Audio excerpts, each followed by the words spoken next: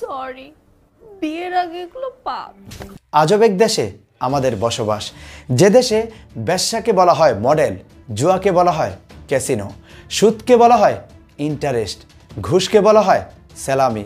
সন্ত্রাসী হলো বড় ভাই, সত্য বললে রক্ষা নাই। তারপরও বুকে সাহস নিয়ে সত্য বলে যেতে চাই। আজকের ভিডিও শুরুতেই আমি আমার প্রিয় ছোট কলিজার টুকরা ভাই ও বোনদের প্রতি অনুরোধ করব, আপনাদের যাদের কম বয়স তারা ভিডিওটি স্কিপ করে চলে যাবেন, কারণ আজকের এই ভিডিওটি প্রাপ্তবয়স্কদের জন্য। ভিতরে ঢুকছিল না ঢুকে নাই? সবাই কি আপনার উপরে আসছিল না আপনি উপরে আসছিলেন? মানে মাল বেরিয়েছিল? না হওয়া পর্যন্ত কি কোনো পুরুষ থামে? ঠিক মতো তো করলাম। কিস করতে বলছি, হাত দিচ্ছ কেন?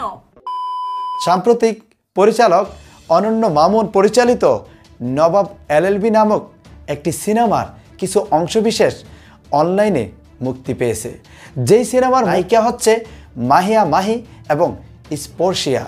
এই সিনেমার একটা অংশে সরাসরি তারা পর্নোগ্রাফি সংযুক্ত করেছে।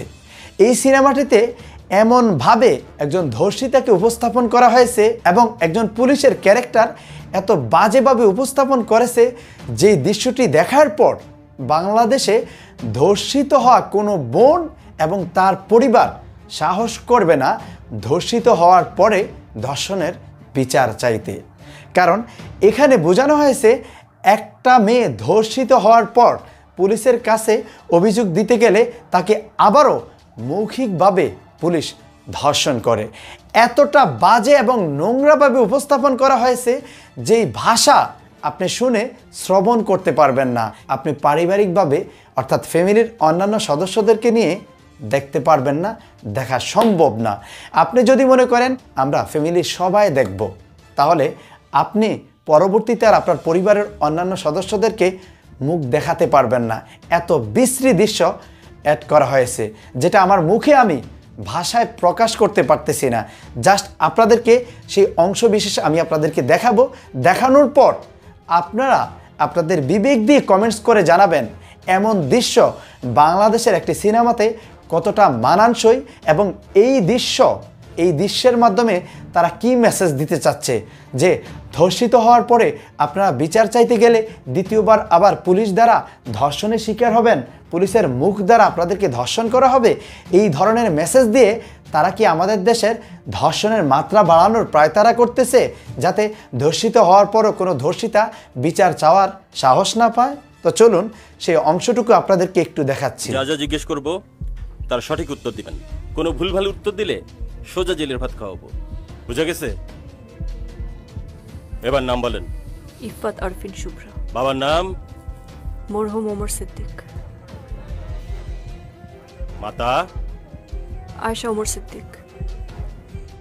ঘটনা কবে ঘটছিল? 2 মার্চ। সময়?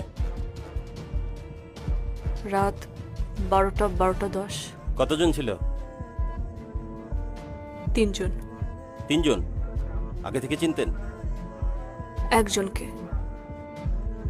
আমার বস নেওয়াজ বাসার। বিয়ে হয়েছে? না। লাস্ট পিরিয়ড কবে হয়েছে? 15-16 দিন আগে। আচ্ছা, ওই ঘটনার আগে সেক্সুয়াল এক্সপিরিয়েন্স আছে আপনার? মানে আপনি কি ভার্জিন ছিলেন নাকি?